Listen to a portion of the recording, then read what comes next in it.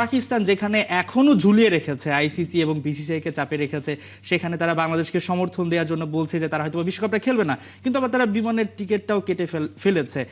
তারা আসলে কি চাচ্ছে? তারা কি নিজেরা কি বুঝতে পারছে? শুভ সকাল।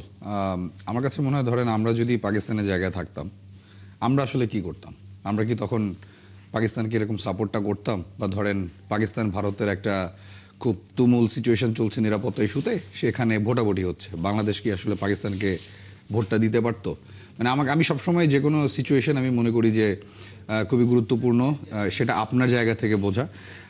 পাকিস্তান যেটা করছে, আমি মনে করি পাকিস্তানের বিষয়টা একটু ফিশি, কিন্তু দিন শেষে আসলে পাকিস্তান বাংলাদেশকে যতটা সাপোর্ট করছে, তার থেকেও বেশি তারা আসলে ভারতকে চাপে ফেলছে। তো ভারতকেই চাপে ফেলার ব্যাপারটা, সুযোগটা তারা এতদিনে পেয়েছে। মানে আপনি যদি গেল মানে গত শত বছর ধরে ভারত পাকিস্তানের রাজনৈতিক যে বৈরিতা, এবং সেটা যে ক্রিকেটে চলে এসেছে, এবং খুব তুচ্ছ তুচ্ছ বিষয় নিয়ে দুদেশ ক্রিকেটে যেভাবে একে অপরের সাথে মানে দ্বন্দ্বে লেগে যায়, এবং তাদের মধ্যে একটা এখন তো চুক্তিও রয়েছে 3 বছরের, যে তারা নিরপেক্ষ ভেন্যুতেই খেলবে। তো সেই জায়গা থেকে ফাইনালি তারা যখন ভারতকে চাপে ফেলতে পেরেছে, বাংলাদেশকে সাথে পেয়েছে, সেই সুযোগটাকে তারা স্ট্রংলি কাজে লাগাচ্ছে। আমার কাছে মনে হয় এটাই রিজন, আর কিছুই না।